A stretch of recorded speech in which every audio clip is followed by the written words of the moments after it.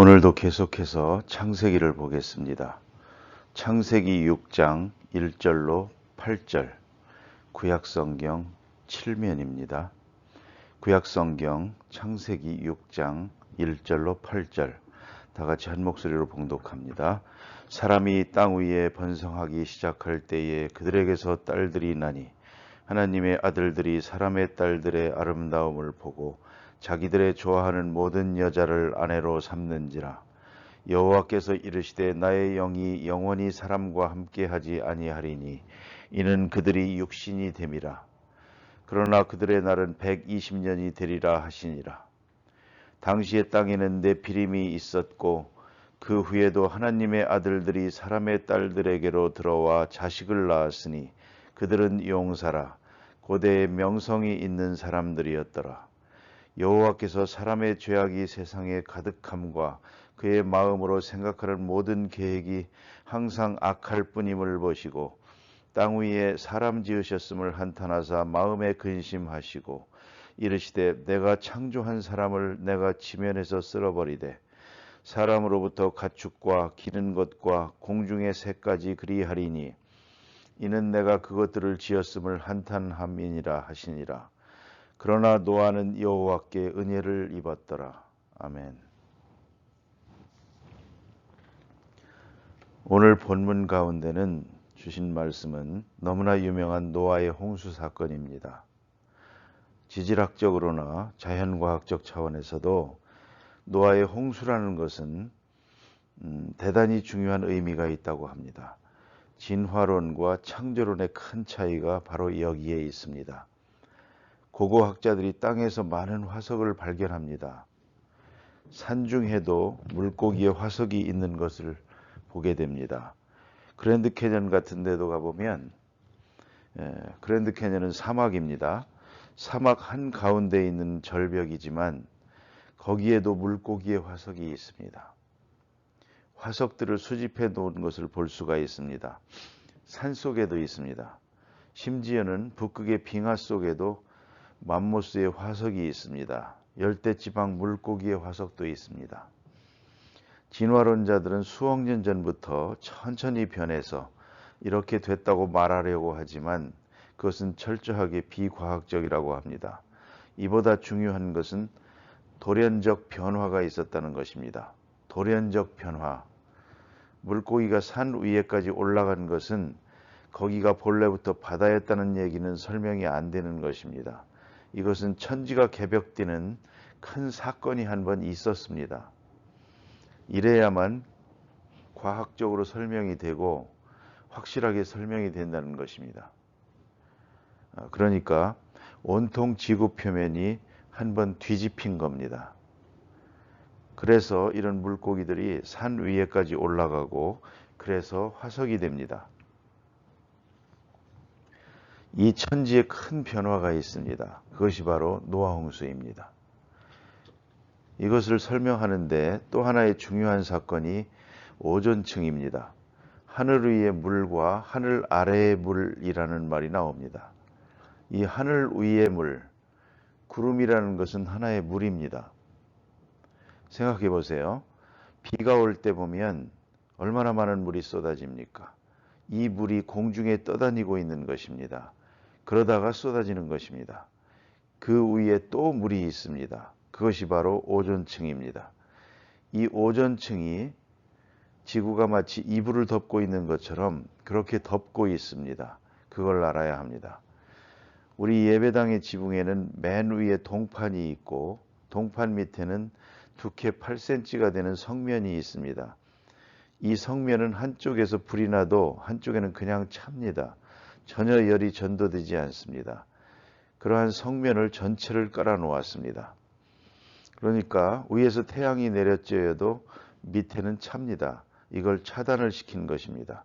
만일 이것을 차단하지 않으면 지금 이 시간에 얼마나 추운지 모릅니다. 아무리 불을 때도 안 되고 아무리 여름에 냉방장치를 해도 소용이 없습니다. 이래서 싹 덮었습니다. 벽도 보이지 않지만 10cm 성면을 댄 것입니다. 그래서 밖에 열이 들어오지 못하도록 또 열이 밖으로 빠지지 않도록 이렇게 씌워 놓은 것입니다. 한마디로 말하면 이불을 덮고 있는 것과 같습니다. 지구가 햇빛을 받는데 직선적으로 받으면 다 타버리고 맙니다. 이것을 타지 못하게 오존층으로 덮고 있습니다. 그 다음에 또 구름으로 덮고 있고 많은 공기층으로 덮고 있습니다. 그리고 어느 때 볼 수 있는 거 하니 수평선을 볼 때 저녁이나 아침에 보면 해가 떠오를 때 태양이 크게 보입니다. 또 동그랗게 보이지 않고 길쭉하게 보입니다. 그것은 지구 표면에 두꺼운 공기가 있다는 것을 의미합니다. 그것을 통해 들어오기 때문에 이렇게 보이는 겁니다. 이렇게 지구가 아주 쾌적한 조건으로 지켜지도록 되어 있는데 그것이 노아 홍수로 말미암아 절반은 깨져나간 것입니다. 그래서 지금은 더운 지방도 있고 추운 지방도 있고 이렇게 되었다는 겁니다. 노아 홍수라는 것은 과학적으로나 천문학적으로나 혹은 지질학적으로도 엄청난 중요한 의미를 가지는 것입니다. 그러면 하나님께서 왜 이걸 다 쓸어버렸느냐 하는 겁니다. 하나님의 방법입니다. 사람은 세 단계로 설명이 됩니다. 사람에게는 육체가 있습니다. 육체 위에 정신이 있고 정신 위에 영이 있습니다. 영은 하나님과 통하는 그러한 존재입니다. 그것은 하나님의 형상입니다. 이 하나님의 형상이 하나님과 대화하고 교제하고 있을 때 그의 영혼은 건강합니다. 영혼이 건강할 때 그의 지배를 받는 정신도 건강합니다. 다른 말로 말하면 이성이 건강합니다. 이 건강한 이성의 지배를 받을 때 비로소 육체가 건강합니다. 그런데 이상한 것이 있습니다. 이러한 정신의 지배를 받지 않는 육체가 때로는 육체만으로 더 건강합니다. 그래서 오늘도 가만히 보면 정신적으로 미달되거나 정신박약아가 오히려 더 건강합니다. 걱정이 하나도 없이 육체만 크니까 그런 걸 볼 수 있습니다. 그런데 오늘 성경 말씀에 보면 사람이 육체가 되니라 그랬습니다. 사람은 하나님의 형상입니다. 형상은 다 떠났고 죽어버렸고 그에 따라서 이성적 기능도 사라졌고 고깃덩어리만 남았습니다. 그러고 나니까 이제 사악해집니다. 아주 포악하고 사악하고 그리고 또 아주 건장합니다. 이런 고깃덩어리 인간이 되어버렸습니다. 동물적 인간만 되어버렸습니다. 그런 거로 하나님께서 쓸어버리십니다. 그런데 왜 사람만 쓸어버리지 않고 대자연까지 저주를 받았는가? 그것은 창세기 2장에서부터 나옵니다. 아담이 범죄했을 때 너로 인하여 땅이 저주를 받으리라 그랬습니다. 저주받은 사람이 사는 환경이 저주를 받고 저주받은 사람이 만지는 물건이 저주를 받고 저주받은 사람이 상대하는 모든 것이 함께 저주를 받습니다. 그런 거로 조금 넓게 생각해 보세요. 하나님의 형상이 나를 지배하고 내 정신을 지배하고 정신이 다시 육체를 지배하고 육체가 자연을 지배합니다. 환경을 지배하고 있습니다. 거기에 미치고 있는 것입니다. 그런 거로 사람의 영혼이 타락될 때 모든 것이 다 타락합니다. 다 잘못되고 본 궤도에서 떠나게 됩니다. 이것을 한 인격에서 쉽게 찾아볼 수 있습니다. 하나님을 모르는 사람 어리석어집니다. 똑똑한 것 같지만 세상의 바보입니다. 이렇게 멍청할 수가 없습니다. 또 그 멍청한 사람들이 하는 일이 사악합니다. 때로는 부자가 될 수도 있습니다. 때로는 힘이 있을 수도 있습니다. 성공할 수도 있습니다. 그러나 그의 중심이 잘못됨으로 인해서 질서를 떠납니다. 이건 정신병자입니다. 정신병자의 육체라는 것은 완전히 해로운 것입니다. 그런 거로 오늘 본문에 사람이 육체가 되었다. 그런 거로 쓸어버리겠다.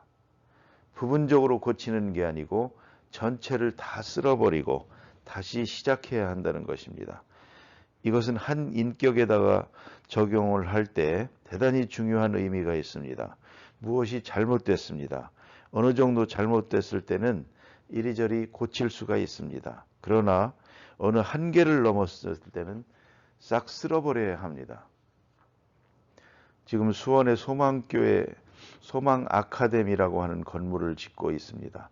원래 수원 아카데미라는 건물이었는데 그 건물을 우리가 교역자 재훈련 기관을 위해서 몇 년 전에 샀습니다. 처음엔 수리해 보려고 했습니다. 집은 멀쩡합니다. 속을 살펴봤는데 이거 다 수리하려면 짓는 것보다 돈이 훨씬 더 듭니다. 그리고도 쓸모가 없습니다. 그래서 헐어버리기로, 그냥 볼 때는 멀쩡한 건물이지만 싹 헐어버리고 다시 짓고 있습니다. 3월에 준공이 된다고 합니다. 한번 생각해 보십시다. 낡은 집 수리하는 것 세월 없습니다. 하나 고치면 또 하나 고장나고. 제가 옛날에 자동차를 얻어 탄 일이 있습니다. 낡은 자동차를 얻어가지고 타봤는데 고장나기 시작하니까 끝도 없습니다. 하루에 5번 섰습니다. 가다가 서고 가다가 서고. 더구나 고가도로 위에 서면 비 오는 날 기가 막힙니다. 이걸 끌고 한쪽으로 갖다 대놓고 고쳐가지고 가면 또 서고 마지막엔 기름 탱크가 줄줄 셉니다. 도저히 안 되겠다 해서 치워버리고 다른 것을 산 일이 있습니다. 하나님도 수리하기가 안 되겠다고 생각한 겁니다. 싹 쓸어버리고 다시 시작한 것입니다. 이것을 우리가 깊이 생각해야 합니다. 그러자면 손해도 있고 아픔도 있고 고통도 있습니다. 그래도 그것이 사는 길입니다. 특별히 사람의 몸에 어느 부분이 상처가 났을 때, 썩어 들어가고 있을 때 아까운 팔도 잘라버립니다. 이렇게 해서 다시 시작하는, 여기에 재창조의 역사가 있다는 말씀입니다. 어떻게 돼서 이렇게 타락했느냐 하는 것을 오늘 본문에서 보게 됩니다. 사람이 땅 위에서 번성하게 될 때에, 번성이라는 것은 축복입니다. 생육하고 번성하라 그랬습니다. 하나님의 축복입니다. 번성하게 하기 위해서 하나님께서 주신 것이 있습니다. 그것이 뭐냐면 남녀의 관계입니다. 남자가 여자가 남자를 아름답게 보도록, 그렇게 끌리도록 만들었습니다. 끌려서 서로 만나게 되고 번성하는 것입니다. 이 마음은 아름다운 것입니다. 남녀의 관계라고 하는 대단히 아름답고 거룩한 것이지만 이 욕망이 귀한 것인데도 불구하고 죄의 원인이 되어버립니다. 타락한 자의 정욕이라는 것은 그 자체가 문제가 되는 것입니다. 그래서 영혼이 병들고 보니까 하나님께서 주신 그 소중한 번식력, 이것도 타락하더라 하는 것입니다. 제주도 그렇습니다.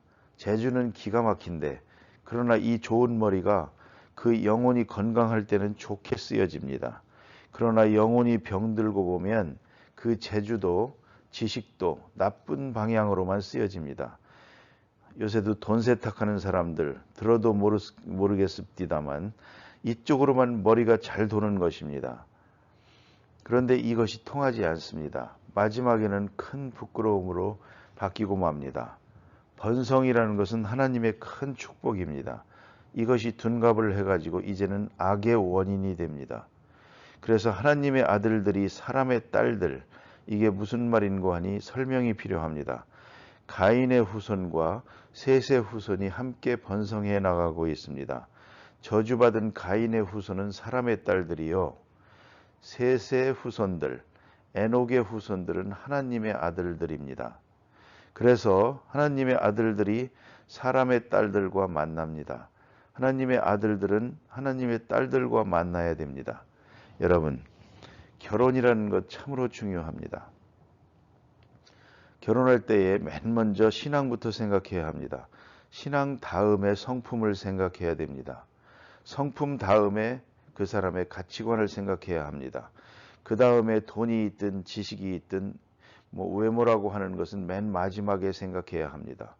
누가 그럽디다마는 남자는 참 훌륭하지만 부인은 미안하지만 안 생겼습니다. 어쩌다 저런 여자하고 결혼했나 싶습니다. 그래서 물어봤더니 대답이 참 재미있습니다. 저 사람이 머리가 좋고 성품이 좋고 신앙이 참 좋습니다. 목사님 말씀대로 얼굴은 그런데 어차피 밝은 데선 자주 못 보거든요. 그런데 말하는 음성이 그렇게 좋아요. 좌우가 눈만 감으면 기가 막힙니다. 거기서 반했습니다. 그럽니다. 그래서 당신 참 결혼 잘했다고 그랬습니다. 반대로 생각해 보십시오. 얼굴은 정말 예쁜 여자가 있습니다. 입만 열면 영, 제발 말 좀 안 했으면 좋겠습니다. 그런 사람들이 있습니다. 입만 열면 더러운 말이 나옵니다. 말에 덕이 없습니다. 생각해 보세요. 어느 쪽이 중요한가? 옛날부터 힘센 아들보다 말 잘하는 아들을 두라고 했습니다. 참 중요한 일입니다. 오늘 성경에 사람의 딸들의 아름다움만 보고 육체적 아름다움만 보고 이방 여자와 결혼을 하는 것입니다. 신앙과는 관계없이. 이런 신앙이나 성품을 고려하지 않고 외모의 아름다움만 끌려가지고 결혼했다가 후회하는 남녀가 얼마나 많습니까? 이건 근본적으로 잘못된 것입니다. 그래서 사람의 아들들이 사람의 딸들과 하는 말은 셋의 자손들이 가인의 자손, 하나님을 모르는 가인의 후손들과 결혼했다. 그런 말입니다. 그리고 거기서 점점 자기도 동화되어 버립니다. 그래서 전부가 타락되게 되었습니다. 마침내는 이렇게 말합니다. 나의 신이 영원히 나와 함께 하지 않으리니. 영을 말하는 것입니다. 하나님의 영이 인간의 영과의 교제를 떠나게 되었습니다. 성령이 아주 떠나버리고 그리고 심판하겠다는 것입니다. 다시 말하면 산 사람을 죽이는 것이 아니고 영적으로는 죽었습니다. 이미 다 죽었습니다. 그저 육체만 남았습니다. 정욕만 남았습니다. 그런 거로 하나님께서 싹 쓸어버리는 것입니다. 영적으로 죽어버린 자를 쓸어버리는 것이지 결코 산 사람을 죽이는 것이 아닙니다. 그걸 잊지 말아야 합니다. 하나님의 형상 차원에서 볼 때는 이미 다 죽은 사람입니다. 이것을 쓸어버리는 것입니다. 이것이 노아 홍수였습니다. 오늘 본문에 보면 120년이라는 유예 기간을 둡니다. 여기에 바로 복음이 있습니다. 이 동안에 회개하는 것입니다. 그러면 달라집니다. 굉장히 긴 시간입니다.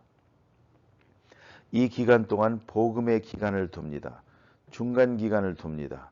이 유예 기간이라는 것은 참으로 중요한 것입니다. 하나님께서 우리가 범죄했다고 해서 당장 벼락을 치지 않습니다. 유예 기간을 둡니다. 그동안에 돌아오고 그동안에 회개하고 그동안에 깨닫고 변화가 일어나기를 기다리고 계신 것입니다. 120년이라는 기간이 복음의 기간이요. 구원받을 수 있는 은총의 기간이라는 것을 기억해야 합니다. 다시 설명을 합니다. 이렇게 심판해야 될 이유를 5절에 보면 사람의 죄악이 관영함과 꽉 찼다는 말입니다. 그 다음에 그 마음의 생각의 모든 계획이 마음과 생각, 영혼이 하나님께로부터 떠나고 보니까 마음과 생각도 악해지는데 보니까 항상 악할 뿐임을 보시고 어느 때도 선한 게 없습니다. 근본적으로 악합니다. 후회하는 일도 없습니다. 선한 일을 생각하지도 못합니다. 하나님의 형상이 떠났기 때문에 항상 악합니다. 계획하는 것과 생각하는 것과 행동하는 것이 말입니다. 그런 거로 하나님께서 탄식하십니다. 특별히 오늘 주신 말씀은 나의 창조한 사람을 내가 지면에서 쓸어버리리라. 참 슬픈 말입니다. 이렇게 말씀하시고 근심하시며 이제 노아 홍수로 심판을 하시는데 그러나 노아는 은혜를 입었더라. 이런 귀한 말씀이 이어지게 됩니다. 기도하십시다.